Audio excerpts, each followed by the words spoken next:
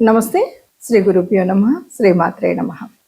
ఆదిత్యాయ చ సోమాయ మంగళాయ బుధాయ గురు శుక్ర శనిభ్యే రాహవే కేతవే నమః. రెండవ పక్షంలోని గ్రహాల యొక్క ఉపస్థితి మనకి ఆగస్టు మాసంలో రెండవ పక్షంలో కనిపించేటువంటి గ్రహాల్లో మొట్టమొదటిగా దీర్ఘకాలికంగా చెల్లించేటువంటి రాశులు ఏవి కూడా కదలకుండా అలాగే ఉంటాయి. వాటిలో ముఖ్యంగా మనకి కుజుడు అదే స్థానంలో, ఎందుకంటే 45 రోజులు కనుక అదే స్థానంలో కనిపిస్తాడు, అంటే వృషభంలో ఉంటాడు. బుధుడు మాత్రం మనకి కర్కాటక రాశిలో కనిపిస్తాడు. ఇక అలాగే రవి సింహరాశిలోకి వచ్చేస్తాడు. గురువు కర్కాటకంలోనే ఉంటాడు. ఇక కేతువు సింహరాశిలో, అలాగే రవి తన స్వస్థానంలో కనిపించడం అనేది మనం చూస్తాం. ఇక శుక్రుడు కన్యారాశిలో కనిపిస్తాడు. రాహువు మనకి కుంభరాశిలో కనిపిస్తే మీనరాశిలో వక్రించినటువంటి శని కనిపిస్తుంది. ఇది రెండవ పక్షంలో కనిపించేటువంటి గ్రహ ఉపస్థితి. వచ్చేటువంటి మారేటువంటి గ్రహాల యొక్క యుతి, దృష్టి, వీటిని బట్టి వక్రగతి, వీటిని బట్టి కొన్ని మార్పులు అయితే ఉంటాయి. ఆ మార్పులకు అనుగుణంగా మనం చేసుకోవాల్సినటువంటి ముందు జాగ్రత్త చర్యలు, దాని గురించి మనం ఎప్పుడు కూడా ఈ గోచార ఫలితాలు తెలుసుకుంటాం. అయితే ఆగస్టు మాసంలో ఈ గోచార ఫలితాలకి ఉపస్థితి అయినటువంటి గ్రహాల స్థితి ఎట్లా ఉంది అంటే, ముందుగా మనం చూసినట్టయితే వృషభ రాశిలో కుజుడు ఉన్నాడు. బుధుడు మనకి మిథునంలో ఉండి 6వ తారీఖు కర్కాటకంలోకి వెళ్తాడు. అలాగే కర్కాటకంలో మరి గురువు ఎప్పటి నుండో అక్కడ ఉన్నటువంటి స్థితి ఇంకా అలాగే ఉంటుంది సంవత్సరకాలం. తర్వాత రవి 18వ తారీఖు కర్కాటకం నుండి సింహంలోకి మార్పు చెందుతాడు. ఇక సింహరాశిలో శుక్రుడు కేతువు మాసం యొక్క మొదటి రోజులో కనిపిస్తే, శుక్రుడు తదుపరి కన్యారాశిలోకి వెళ్ళడం కనిపిస్తుంది 2వ తారీఖు. ఇక మరి కుంభరాశిలో రాహు, అలాగే ప్రారంభమయ్యి ప్రతి 2.5 రోజులకు మారుతూ ఉన్నటువంటి చంద్రుడు ప్రారంభంలో మనకి రాహుతో కలిసి కుంభరాశిలో కనిపిస్తాడు. ఇక మీనంలో శని వక్రించినటువంటి స్థితి, ఇది అందరికీ తెలిసినటువంటిది. మరి ఇలాంటి గ్రహస్థితి ఉన్నప్పుడు ఏ రాశుల వారికి, అంటే 12 రాశుల వారికి ఒక్కొక్కరికి ఏ రకంగా ఉంటుంది అన్నది తెలుసుకుందాం. ఇక మీనరాశి వారికి ముఖ్యంగా ఆగస్టు మాసంలో ఉండేటువంటి ఫలితాలు ఎలా ఉన్నాయి. ఇది చివరి మాసం, చివరి రాశి. ఈ చివరి రాశిలో ఎలా ఉంటుంది అంటే, ఆగస్టు మనకి అర్ధాష్టమ కుజ స్థితి కొంత ఇబ్బంది. అలాగే కొన్ని పనులు, సామాన్య పనులకు కూడా భంగం కాటి. 4వ స్థానం మనకి ఏంటంటే గృహస్థానం, సుఖస్థానం, ఇలాంటి స్థానంలో తల్లి స్థానం కొంచెం ఇబ్బందులు కలగడం అనేటువంటి ఉంటాయి. వాటి వల్ల కొన్ని జాగ్రత్తలు అయితే తీసుకోవాలి. అలాగే ఖర్చులకు ముందు చూపు అవసరం. ఏదన్నా సరే, ఏదో ఇప్పుడు ఉంది కదా అని గబగబా ఖర్చు పెడితే రేపటి కాలానికి ఇబ్బందులు కలిగేటువంటి స్థితి ఉంటుంది. కాబట్టి ఆ విషయంలో జాగ్రత్తగా ఉండాలి. సహాయ సహకారాలు కోరుకొని ఎవరినో ఏదో ఇస్తారులే ఇప్పుడు ఖర్చు పెట్టేస్తే అనుకుంటే, మనం అలాగా మనకు సహాయం చేసే వాళ్ళకంటే వాళ్ళు ఇవ్వను అనడం వల్ల వచ్చేటువంటి నిరాశ మరీ ఎక్కువగా కృంగతీస్తుంది. కాబట్టి ఈ సూచనను తప్పకుండా పాటించి, అలాగే వాహనాలు కానీ యంత్రాలు కానీ వీటి విషయంలో చాలా జాగ్రత్తగా ఉండాలి. ఎందుకంటే కుజుడు 4వ స్థానంలో ఉన్నాడు కాబట్టి చాలాసార్లు మనకి ఇబ్బందులు కలిగించవచ్చు. కాబట్టి వెళ్ళేటప్పుడు, ప్రయాణం అప్పుడే కానీ ముందు కానీ ఈ వాహనాల విషయంలో జాగ్రత్తగా ఉండాలి. ఇక విద్యార్థుల విషయానికి కనుక వచ్చినట్టయితే ఒకంత మేలుగానే ఉంటుంది అని చెప్పొచ్చు. ఈ పెట్టుబడులకు, అలాగే రుణాలు అంటే అప్పులు తీసుకోవడానికి మనం మాత్రం దూరంగా ఉండాలి. లేదంటే ఇప్పుడు పెట్టిన పెట్టుబడి కానీ, ఇప్పుడు తీసుకున్న రుణం కానీ మళ్ళీ తీర్చలేక చాలా ఇబ్బందులు పడేటువంటి పరిస్థితి ఉంది. ఈ అయినప్పటికీ కూడా ఏది ఏమైనా మనం ఈ నెలంతా హాయిగా ఉండాలంటే చెప్పబోయే రెమెడీలను చూసి వాటిని ఆనుకూలంగా తీర్చుకున్నట్టయితే హాయిగా ఉంటామని చెప్పాలి. ఇప్పటి వరకు మీరు గ్రహించినటువంటి వాటిల్లో దాదాపుగా గ్రహాల యొక్క స్థితే కాకుండా మాసం యొక్క ప్రత్యేకత కనుక తీసుకున్నట్టయితే, దాదాపు శ్రావణ మాసంలోనే మనకి ఆగస్టు మాసం అంతా కనిపిస్తుంది.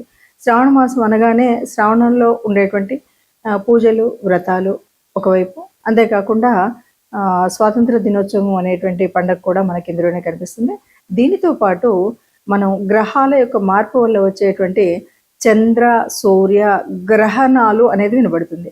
నిజానికి ఈ 2 గ్రహణాలలో అమావాస్య పౌర్ణమి రోజు వచ్చేటువంటి 2 గ్రహణాలు కూడా మన దేశంలో జరగవు కనుక, మన దేశంలో కనిపించవు కనుక వీటి గురించి అంత ప్రాధాన్యత ఇవ్వడం కానీ, వాటిని గ్రహణ నియమాలను పాటించడం కానీ చేయనవసరం లేదు అని చెప్పొచ్చు.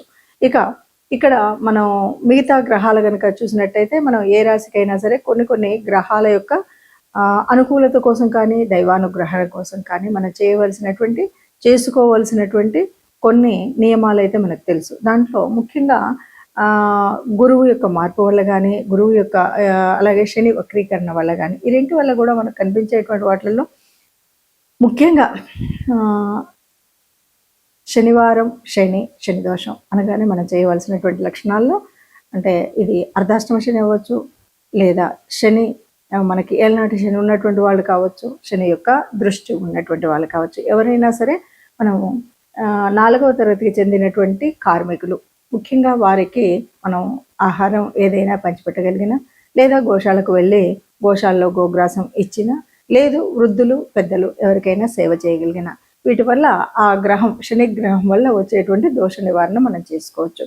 ఇంతే కాదు అంటే, మనకు వీలు లేదు అంటే, ఎవరైనా సరే వారి యొక్క ఇష్టదేవత అనుగ్రహాన్ని పొందడానికి నిత్యం దైవనామస్మరణ చేసినట్టయితే ఏ గ్రహాలు ఎలా ఉన్నా కూడా మన యొక్క ఆత్మస్థైర్యంతో ముందుకు వెళ్ళొచ్చు అని చెప్పొచ్చు. గ్రహాల అనుకూలత కానీ, దైవానుకూలత కానీ కావాలి అంటే మనకి ప్రతిసారి మనం చెప్పుకున్నట్టుగానే జన్మజాతకంలో ఉన్నటువంటి దోషాలు కానీ, గ్రహాల యొక్క స్థితి కానీ ఎందుకు ఉంటుంది అంటే, అది పూర్వపుణ్య ఫలమే అని చెప్పొచ్చు.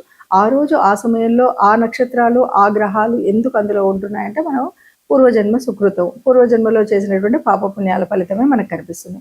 మరి దాన్ని వర్తమాన కాలంలో సరిచేసుకోవడము అన్నదే మనం చెప్పుకునేటువంటి జ్యోతిష శాస్త్రంలో ఉన్నటువంటి మార్పులు చేర్పులు.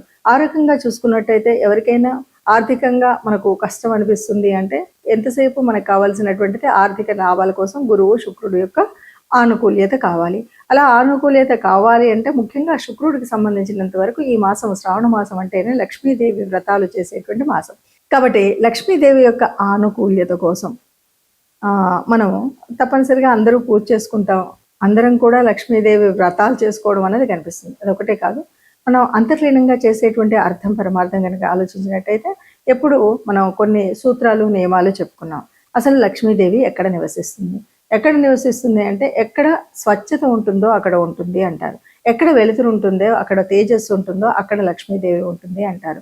మరి ఈ సత్యం తేజస్సు అనేటువంటి విషయాలు మనకు తెలిసినప్పుడు, ఎక్కడైతే దైవ నామ స్మరణ జరుగుతుందో అక్కడ లక్ష్మీదేవి ఉంటుంది అంటారు.